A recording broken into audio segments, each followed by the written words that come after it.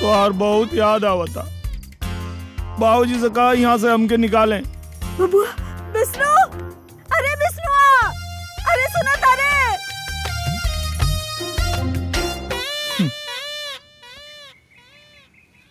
कचौड़ी ना ना हो।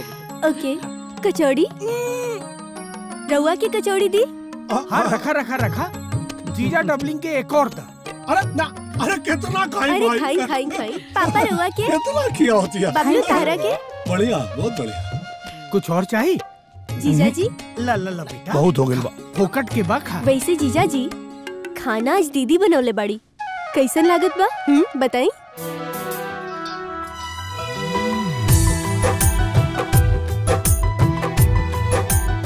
बहुत सुंदर खाना बनेले बाड़ी, बहुत सुंदर। वही वाह, खाना बड़ा स्वादिष्ट बना है। पूछन पड़े तू कुछ मतलब बोलत ना हुआ का बात? आदमी अगर चुपचाप खाना खात बा ओकर मतलब आदमी के खाना पसंद बा, खाए जा। हमार तो हो गई पेट भर, अब चलनी है। अच्छा तो जहाज पर चालन करी। हाँ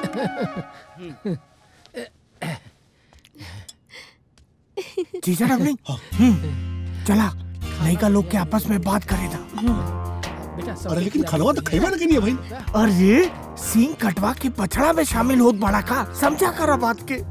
चला चला, एक कचौड़िया बचलवा ले ले चली। अरे गमछुआ में रख ली महाराज। अच्छा चल ठीक है, राती को भूख लगी तो खा ले। पेट भर गई, पेट भर गई। राती को मजा आ पूरा गया। चला कबो कबो हम क्या वही खातिर धा लेनी। आत्मा संतुष्ट हो गई, खाना बहुत बढ़िया बा। बबलू तारा खाती जैसी भी मंगावे के पड़ी, निकला। हाँ हाँ जाता नहीं। दीदी तू कब ले खड़ा रहबू? सब केहू खा ले बाटे, तू ही खाए में हमेशा लेट करे लो। बैठा बैठा, रोज रोज लेट हो जालू। अच्छा जीजा जी रउआ जाई मत, काहे से कि सब केहू खा ले बस सिवाय दीदी के। रउआ थोड़ा सा कंपनी दे दी, हम अभी खाने लेके आवत नहीं। हाँ बैठा।